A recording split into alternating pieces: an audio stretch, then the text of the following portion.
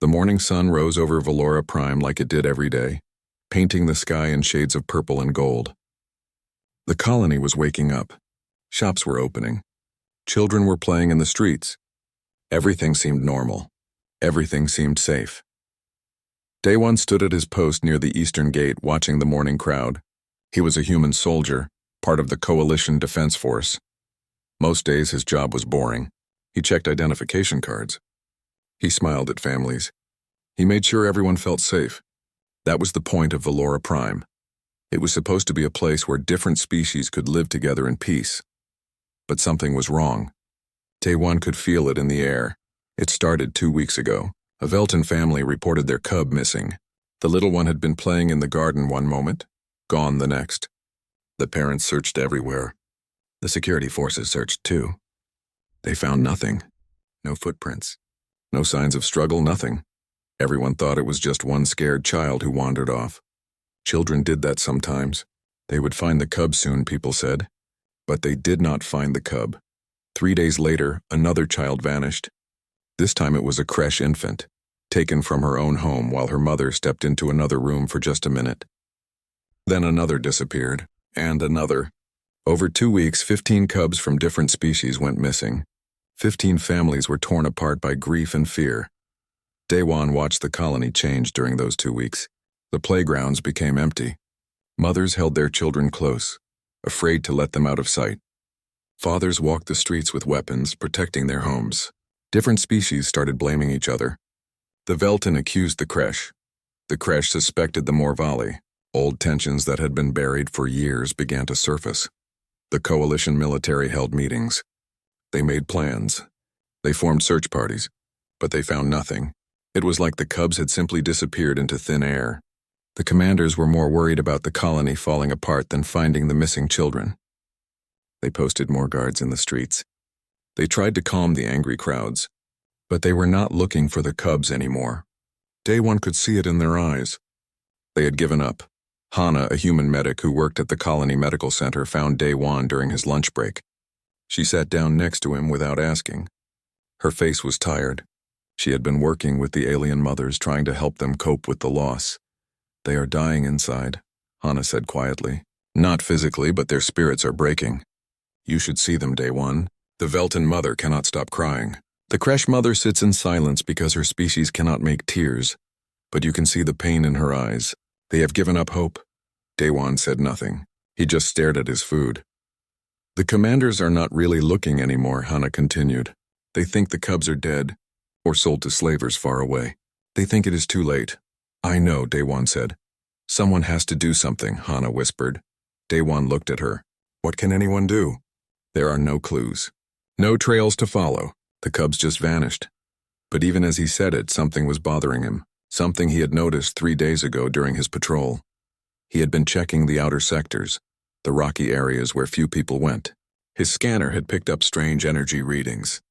They were faint, barely there, but they reminded him of something. Cloaking technology, the kind that pirates used to hide their ships. He had reported it to his commanding officer. The man had barely looked at the data before dismissing it. Sensor error, the commander had said. Those old scanners are always acting up in the rock formations. We have more important things to worry about than ghost readings. But Day One could not stop thinking about it. What if it was not a sensor error? What if someone was using cloaking technology near the colony? What if the cubs had not vanished into thin air, but had been taken by someone who knew how to hide their tracks? That night, Day One could not sleep. He lay in his small quarters, staring at the ceiling. He kept seeing the faces of the mothers, the way they looked when they walked through the colony, their eyes empty and hollow. He thought about the cubs wherever they were. Were they scared? Were they crying for their mothers? Were they even still alive? The coalition had rules, strict rules. A soldier could not just leave his post, could not take military equipment for personal missions, could not go beyond coalition space without orders. If he went after the cubs alone, he would be breaking every rule in the book. They would court-martial him. They might even throw him in prison, but if he did nothing, those cubs would never come home. Day One got up and walked to his computer. He pulled up the sensor data from his patrol. He studied the energy signatures, comparing them to known cloaking patterns in the database. The more he looked, the more certain he became. This was not a sensor error. Someone had been there hiding in the rocks watching the colony. He traced the faint energy trail on his map. It led away from Valora Prime out toward the edge of Coalition space. Beyond that was the Shroud Nebula, a dangerous region where the law did not reach. Pirates, smugglers, and slavers operated there freely. If someone had taken the cubs, that was where they would go. Daewon made his decision. He began planning carefully. He would need a small ship, something fast and hard to detect. He would need weapons, supplies, and medical equipment. He would need to leave without anyone noticing until he was too far away to be called back. He worked through the night preparing everything. He filed false reports saying he was taking personal leave. He requisitioned a reconnaissance ship for a routine patrol mission. He packed his gear quietly, taking only what he could carry. Just before dawn, Hana appeared at his door. She looked at his packed equipment and the ship requisition on his screen. She understood immediately. "You are going after them," she said. It was not a question. "Yes. Let me come with you." "No. Daewon, you cannot do this alone. You will need help." He shook his head. "Someone needs to stay here. If I do not come back, someone needs to tell the mothers that I tried. Someone needs to take care of them." Hana's eyes filled with tears, but she did not argue. She knew he was right. "Promise me you will come back," she said. "I promise I will try." She hugged him tightly. "Bring them home. All of them." "I will." As the sun rose over Valora Prime, Daewon boarded his small ship. He took one last look at the colony, at the empty playgrounds and the grieving families. Then he launched into the sky, following a faint energy trail that might lead nowhere. But he had to try. Those cubs deserved someone who would not give up on them. Those mothers deserved to see their children again. Even if the odds were impossible. Even if he was just one soldier against whatever waited for him out there. He set course for the Shroud Nebula and left Valora Prime behind. The Shroud Nebula looked beautiful from a distance. Clouds of purple and blue gas swirled in space, lit by distant stars. But Daewon knew better than to trust beauty. This place was dangerous. Ships disappeared here all the time. The Coalition did not send patrols this far out. This was outlaw territory. Daewon's small ship moved slowly through the nebula. His sensors were working hard, following the faint energy trail he had picked up near Valora Prime. The trail was old and weak, but it was there. Someone had traveled this path using cloaking technology to hide their presence. 3 days had passed since he left the colony. 3 days of flying through empty space, surviving on ration bars and cold coffee. 3 days of wondering if he was chasing nothing, but the trail kept going, leading him deeper into the nebula. On the 4th day, his sensors detected something. A large asteroid field ahead, and within it, hidden by the rocks and gas, there were energy signatures. Multiple signatures, a base. Someone had built a base here, hidden from the rest of the galaxy. Daewon's heart began to beat faster. He shut down all non-essential systems on his ship, making himself harder to detect. Then he moved into the asteroid field carefully, hiding behind the massive rocks, getting closer to the energy signatures. What he found made his blood run cold.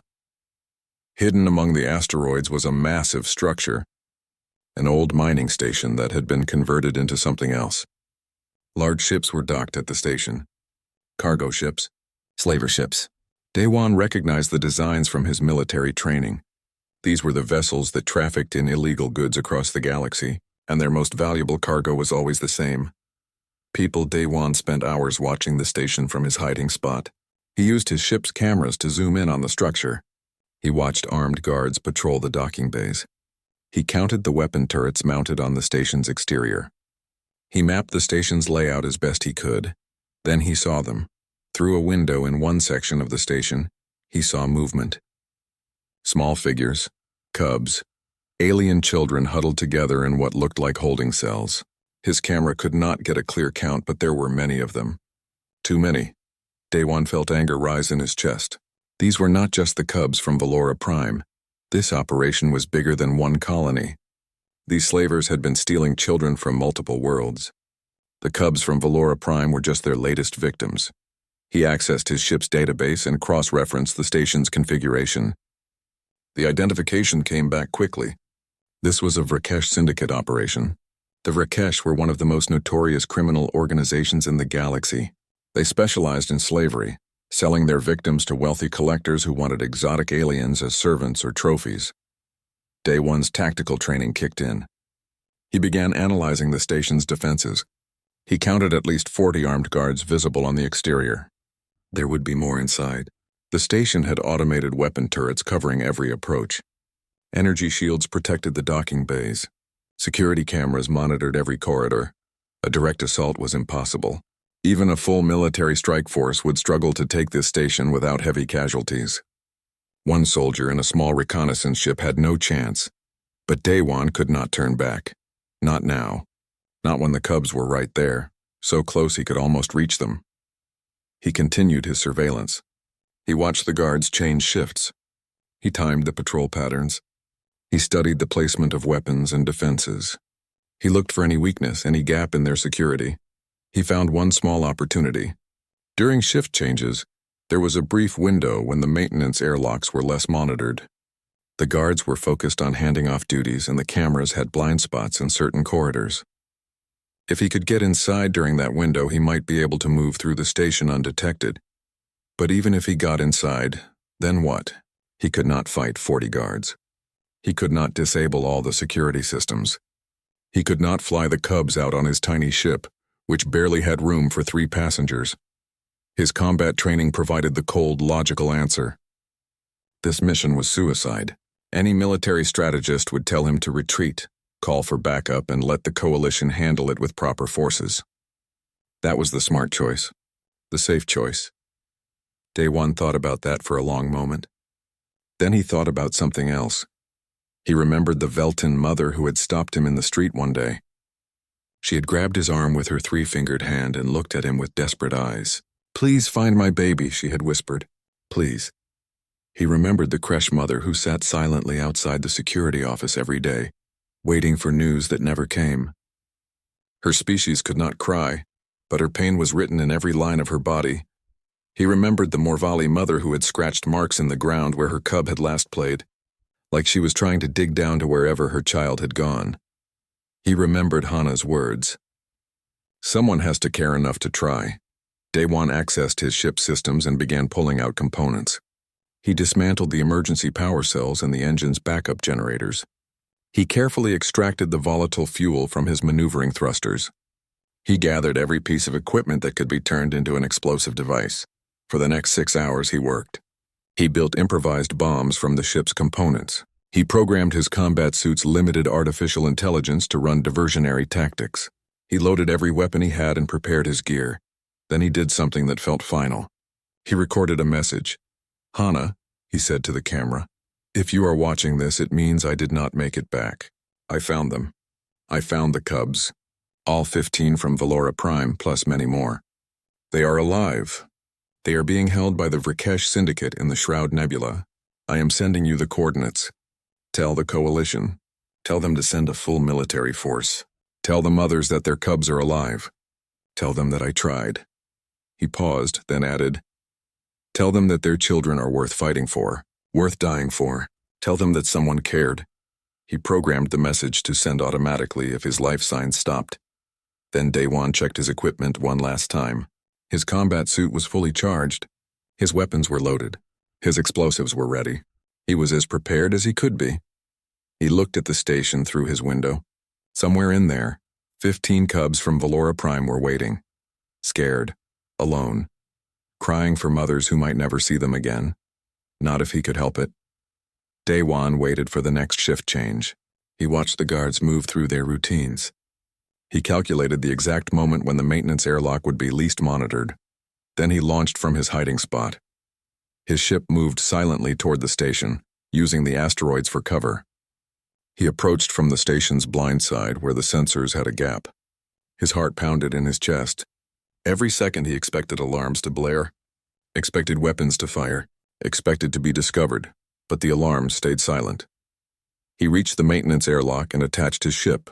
He could not dock properly without alerting security, so he used his suit's magnetic seals to create an emergency connection. It would not hold long, but it did not need to. He was not planning to come back this way. Day One sealed his helmet and opened his ship's hatch. The airlock was right there, just a few meters away. He pushed himself across the gap, moving in the zero gravity between the ship and the station. His magnetic boots connected with the station's hull. He was in. He pulled out his bypass tool and began working on the airlock controls. This was the moment of truth. If the security systems detected his tampering, it was over before it began. The tool worked quickly, overriding the lock's programming. The airlock door slid open with a soft hiss. Day One stepped inside the station. The door closed behind him. The airlock cycled, filling with atmosphere. When the inner door opened, he was standing in a dimly lit corridor. He was inside a slaver base, alone, surrounded by enemies with no way out. But the Cubs were here. And he was not leaving without them. The corridors inside the station smelled like oil and rust. Dim lights flickered overhead. Somewhere in the distance, Day One could hear voices and the hum of machinery. He pressed himself against the wall and moved forward slowly, every sense alert. His combat suit's sensors mapped the area as he moved. The station was larger than it had looked from outside. Corridors branched off in multiple directions. Some led to storage areas, others to the docking bays. Day One was looking for one specific area, the holding cells where the Cubs were kept. He moved like a ghost through the maintenance passages. His training guided him. Stay in the shadows. Avoid the cameras. Listen for footsteps. When guards passed nearby, he froze, becoming part of the darkness. They never saw him. After 20 minutes of careful movement, he found what he was looking for. A heavy security door marked with warning signs. Beyond it, according to his suit's sensors, were multiple life signs. Small life signs, children. Day One's heart clenched. The Cubs were just beyond this door. But he could not simply walk in. There were guards posted outside. Security cameras watched the entrance. Electronic locks that would trigger alarms if tampered with incorrectly. He needed to think. His original plan had been to sneak in, grab the Cubs quietly, and sneak out. But looking at the situation now, he realized how foolish that plan was. The Cubs were too young, too scared. Some might be injured. A quiet extraction would take hours, and he would be discovered long before then. Then he noticed something on his suit's scanner. A transport ship had just docked at the station. Through the walls, he could hear activity increasing. Voices shouting orders, footsteps moving quickly. Something was happening. Day One accessed the station's communications network through his suit's hacking tools. What he heard made his blood turn to ice. "Get the cargo ready for transport," a rough voice said over the comm system. "The buyer is sending his ship. We moved the Cubs in 90 minutes. All of them, 90 minutes. The Cubs were being moved in 90 minutes. If they left this station, Day One would never find them again. They would disappear into the black market, sold to collectors across the galaxy, lost forever. He had no time for a careful plan, no time for stealth. There was only one option left. Day One pulled out his planted explosives and began placing them throughout the corridors. He put charges near the power generators, near the weapon control systems, near the communication arrays. He programmed them all to detonate on his command. Then he did something that went against every tactical instinct he had.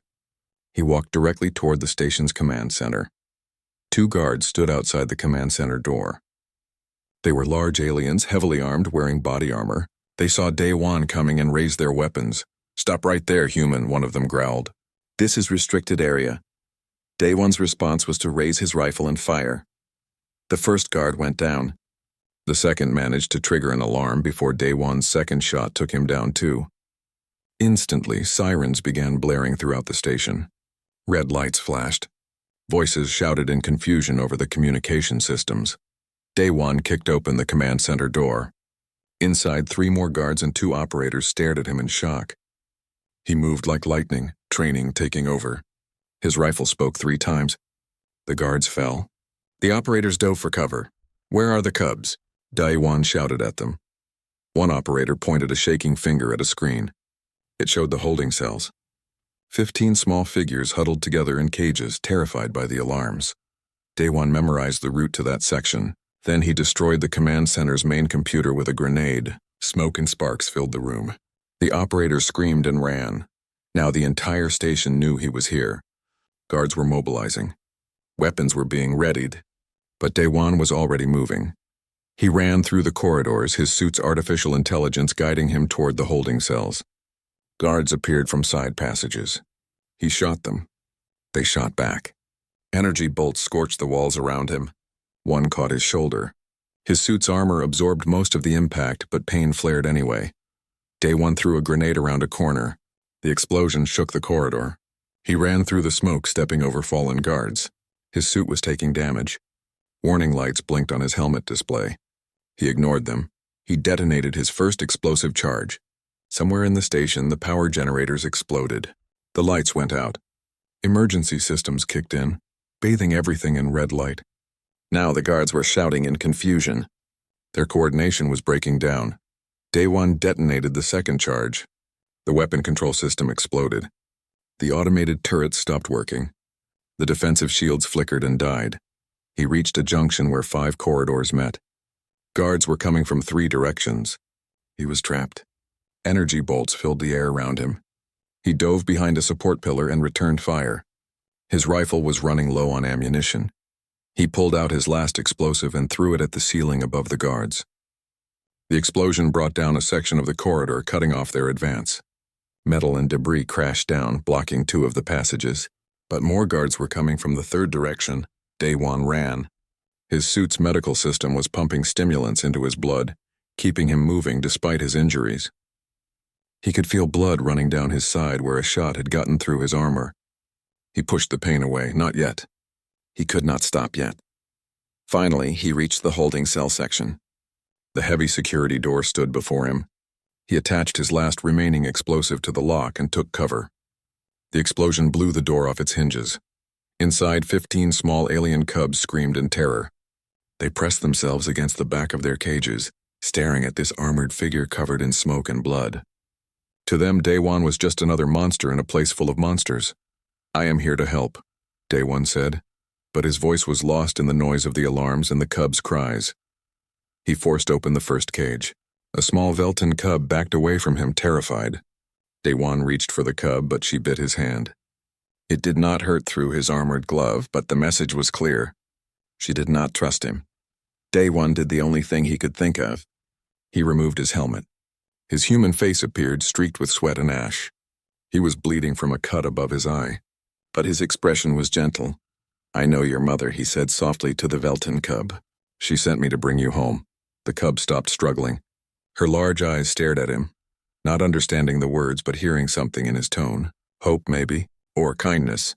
Day One moved to the next cage, then the next, opening them all. The cubs were injured, scared. Some could barely stand. There were 15 of them total from Valora Prime, just as he had hoped. But he also saw other cubs from other worlds. At least 20 more. The slavers had been operating for longer than anyone knew. "Listen to me," Day One said to all of them, speaking slowly. "I am taking you home. All of you. But you have to trust me. We have to move now." A creche cub, braver than the others, stepped forward. She looked at him with intelligent eyes. "Home?" she whispered. "Yes. Home. To your mothers." That word seemed to break through the fear. The cubs began to move toward him. Some were crying. Some were too young to even understand what was happening. But they came. Day One picked up the 3 smallest cubs, cradling them in his arms. "The rest of you stay close to me. Do not run away. I will protect you." He led them out into the corridor. The station was chaos now. Fires burned where his explosives had detonated. Guards were running everywhere, trying to organize a defense. Smoke filled the air, and then Day One heard a voice that made him stop. "There he is." A massive figure emerged from the smoke. It was a Corvan warlord, easily 3 times Day One's size. His armor was decorated with trophies taken from victims. A dozen guards flanked him. The human who thinks he can steal from the Vrakesh. The warlord's name was Thax. Day One recognized him from military briefings. Thax was wanted in 17 systems for murder, slavery, and war crimes.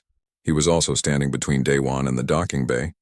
Thax looked at the cubs huddled behind Day One. Then he laughed. It was a cruel sound. "You came all this way for these little things," Thax said. "They are not even your species. Why do you care?" Day One positioned himself between the cubs and the guards. His rifle was empty. He had 1 pistol left with maybe half a magazine. His armor was damaged. His body was screaming in pain. He was 1 soldier facing 13 armed enemies with terrified children behind him, depending on him to survive. He should have been terrified. Instead, he felt strangely calm. They are children, Daewon said simply. That is all that matters. Thax studied Daewon with cold eyes. Behind him, 12 guards raised their weapons, all aimed at the human soldier.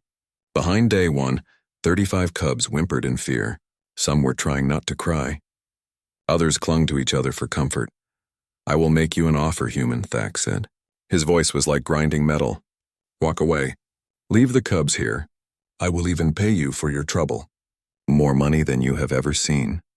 You can live. Buy yourself a nice ship. Retire somewhere warm. Forget this day ever happened. Daewon's answer was to spread his arms wide, making himself as large a target as possible. Every weapon in that corridor was now pointed directly at him. Not one was aimed at the cubs behind him. They have mothers waiting for them, Daewon said quietly. That is worth more than any amount of money. Thax's expression darkened. Then you are a fool. Probably.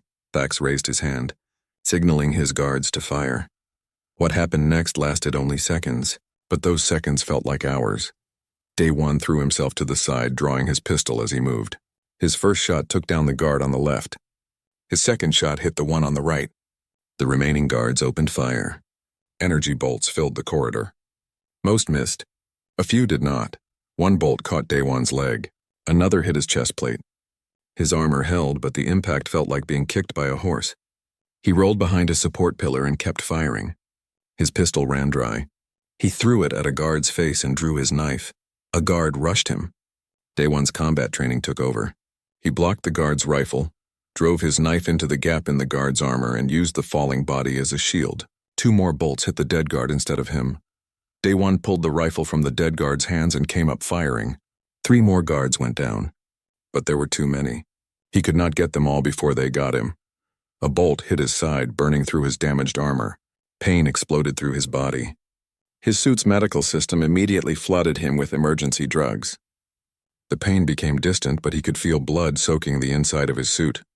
Thax himself charged forward.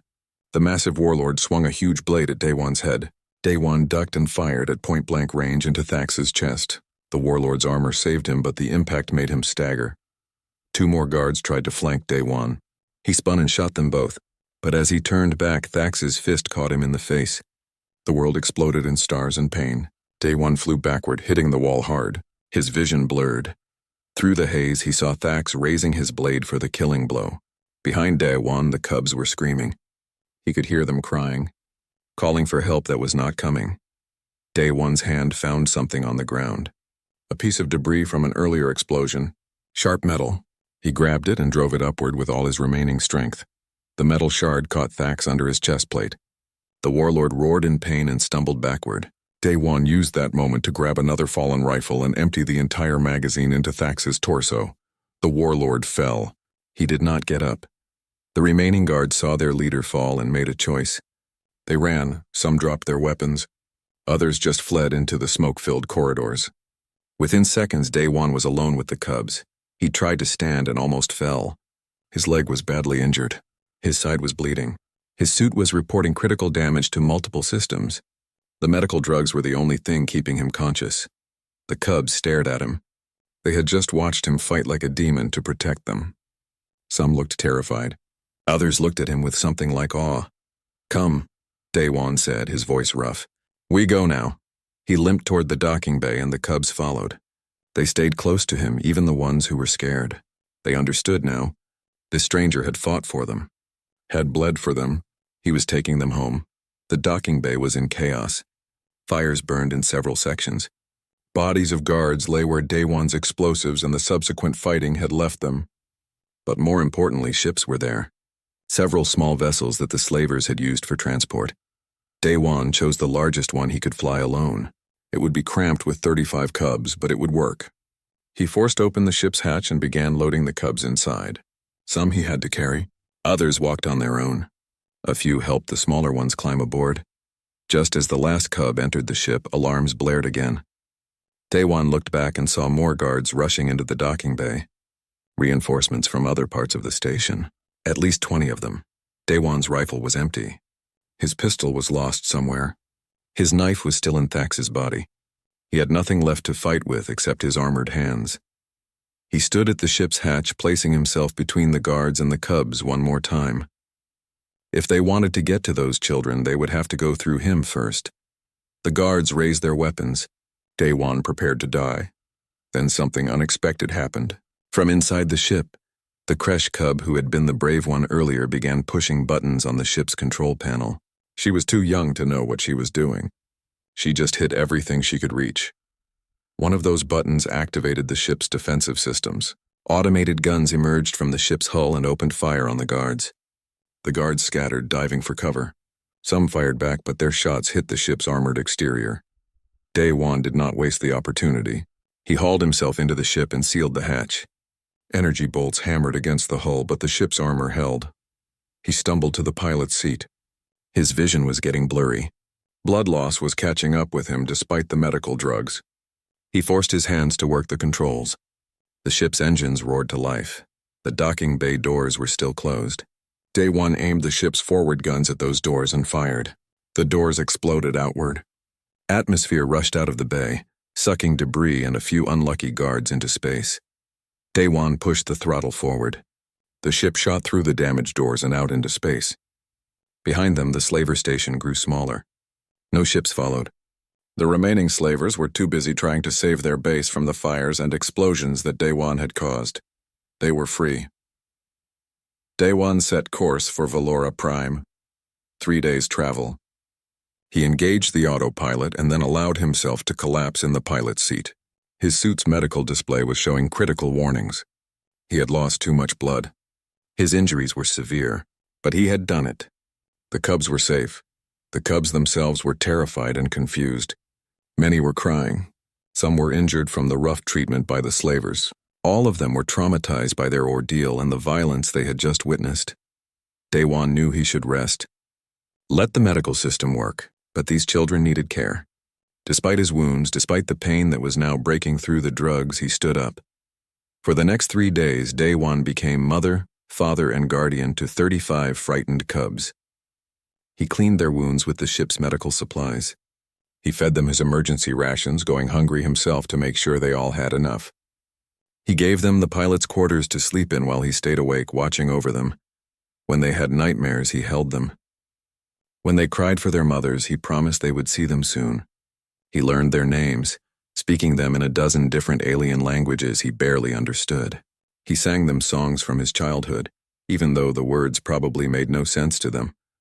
The cubs began to trust him. The smallest ones would curl up in his lap while he piloted. The older ones would sit nearby and watch him work. They stopped flinching when he moved. They stopped crying when he approached. On the second day, his wounds got worse. Infection was setting in. His suit's medical supplies were running low. He needed proper medical care, but he said nothing to the cubs. He smiled when they looked at him, even though every movement caused pain. On the third day, the ship began failing. Systems that had been damaged in the escape were breaking down. Life support started fluctuating. The cabin temperature dropped. Oxygen levels decreased. Day-Wan gave his oxygen reserves to the cubs. He gave them extra blankets. He told them stories to distract them from the cold and their fear. And he kept flying, keeping the ship on course even as his own breathing became difficult. On the morning of the 4th day, Valora Prime appeared in the viewport. The colony looked exactly as Day-Wan remembered. Purple and gold skies, green gardens, buildings made from local stone, home. But the ship was dying. Smoke filled the cabin from failing electrical systems. The engines were making terrible grinding sounds. The controls barely responded. Day-Wan fought to keep the ship steady as it entered the atmosphere. The cubs huddled together in the back, holding each other. They were scared but quiet. Over the past 3 days, they had learned to trust this human who had fought for them, cared for them, and protected them even when he was hurt. Almost there, Day-Wan told them, his voice weak. "Your mothers are waiting." The ship shook violently as it descended. Red warning lights filled the cabin. One of the engines died completely. The ship began spinning. Day-Wan pulled on the controls with all his remaining strength, trying to stabilize it. Down below, emergency alarms sounded across Valora Prime. Citizens looked up to see a ship trailing smoke and fire falling from the sky. Security forces mobilized, medical teams prepared, and the mothers, those mothers who had spent weeks in agonizing grief, ran toward where the ship would land. Day one aimed for an open field on the colony's outskirts. It was the safest place to crash. Away from buildings. Away from people. The ground rushed up to meet them. The impact was violent. The ship hit hard, bounced, and slid across the field. Metal screamed. Systems exploded.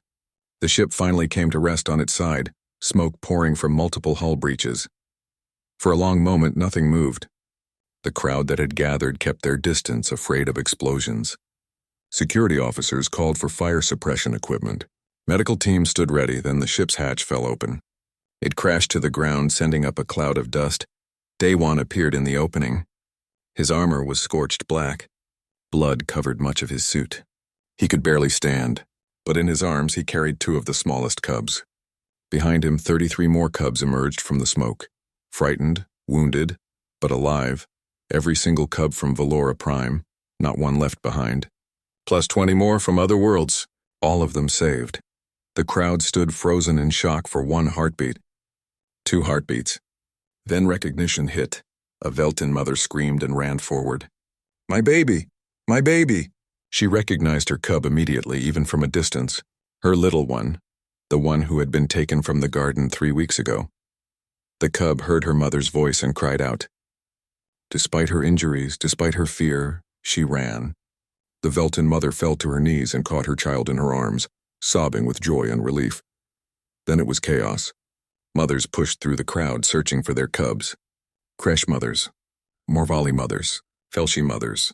They found their children and held them like they would never let go. The air filled with cries of joy, tears of relief, and the sounds of languages from across the galaxy all saying the same thing. "Thank you. Thank you. Thank you." Hana ran through the crowd. She saw Daewon swaying on his feet, barely conscious. She called for the medical team. "The cubs first," Daewon said. "Take care of them first." "You are dying," Hana said, tears streaming down her face. "The cubs first," he repeated. Medical teams moved among the cubs, checking injuries and beginning treatment. But Daewon's legs finally gave out. He fell to his knees, then forward onto his hands. He had nothing left. Then something happened that no one expected. The Veltan mother who had just been reunited with her cub approached Daewon. She was still crying, still shaking with emotion, but she gently placed her cub down and came to stand before the fallen soldier. Then she knelt. Not just knelt. She lowered herself all the way down until her forehead touched the ground. It was the highest gesture of respect and gratitude in Veltan culture, reserved only for the most sacred moments. The Kresh mother saw this and understood. She too came forward, her cub held tight. She knelt beside the Veltan mother and bowed. One by one, every mother whose cub had been returned did the same. They formed a circle around Daewon, all of them kneeling, all of them bowing. Mothers from different species who had never agreed on anything before. Mothers who spoke different languages. Mothers who came from different worlds. But in this moment, they were united in their gratitude. Daewon looked up at them through failing vision. He saw the mothers bowing. He saw the cubs safe with their families. He saw Hana crying. He tried to speak, to tell them it was nothing, that anyone would have done the same.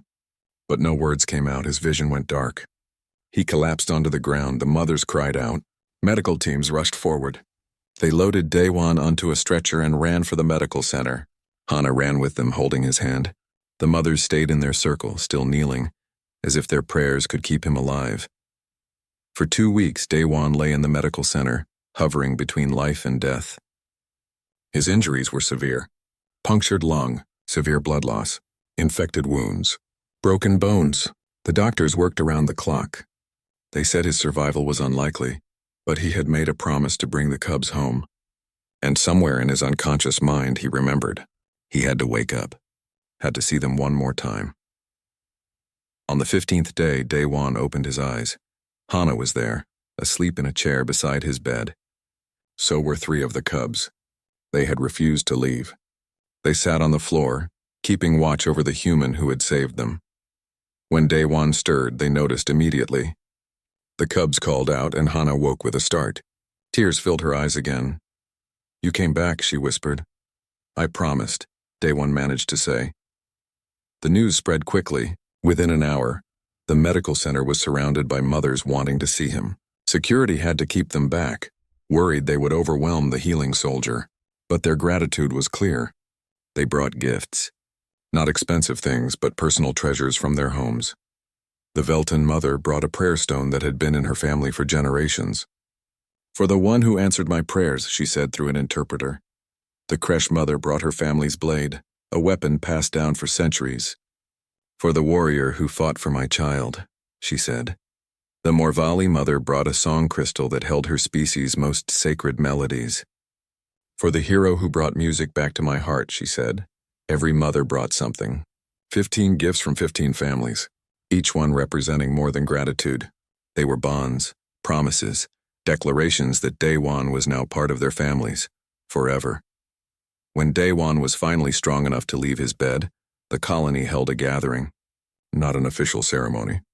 The coalition had already decided not to court-martial him, but they were not happy about his unauthorized mission. This gathering was something else, something the mothers had organized themselves. They met in the central plaza where the empty playground stood. The playground that had been silent for weeks. Now it was full of cubs playing again, laughing again, living again. The mothers stood together and spoke. They told everyone what Daewon had done, not just the rescue, but the 3 days of care he had given the cubs, how he had fed them when he was hungry, given them oxygen when he needed it, held them when they cried, protected them even when he was dying.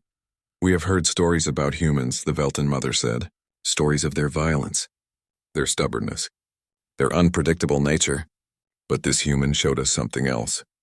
He showed us that humans will fight for those who cannot fight for themselves. That humans will sacrifice everything for children who are not even their own species. That humans believe every life is worth saving." The other mothers agreed. They presented Daewon with their gifts again, this time in front of the entire colony. Then they asked him to speak. Daewon stood before them, still weak, still recovering. He looked at the mothers, at the cubs playing in the gardens, at Hana standing beside him, at the community that had changed because of one desperate mission. "I did not do anything special," he said quietly. "I just did what anyone should do. Those cubs had mothers who loved them. They had homes waiting for them. They deserved to be safe. That is all." But the mothers knew better. They knew that many soldiers had known about the missing cubs. Many commanders had discussed the problem. But only one human had actually done something. Only one had risked everything. Only one had cared enough to try. Months passed. Life on Valora Prime returned to normal. The cubs healed from their trauma. The mothers could sleep again without nightmares. The playground was full of laughter, but something had changed. The alien species of the colony looked at humans differently now. They understood something about humanity that they had not before. Humans were not just soldiers or traders or diplomats. Humans were people who would stand between danger and innocence, who would keep promises even when it was impossible, who believed that every child, regardless of species, deserved a chance to go home. Daewon returned to his duties as a soldier. He did not want special treatment. He did not want to be called a hero. He just wanted to do his job, but whenever he walked through the colony, things were different. The cubs ran to him when they saw him. They showed him their games and their drawings. They called him by names in their own languages, names that meant protector or guardian or sometimes just friend. The mothers greeted him with deep respect. They invited him to their homes. They included him in their family celebrations. He was one of them now, part of their families,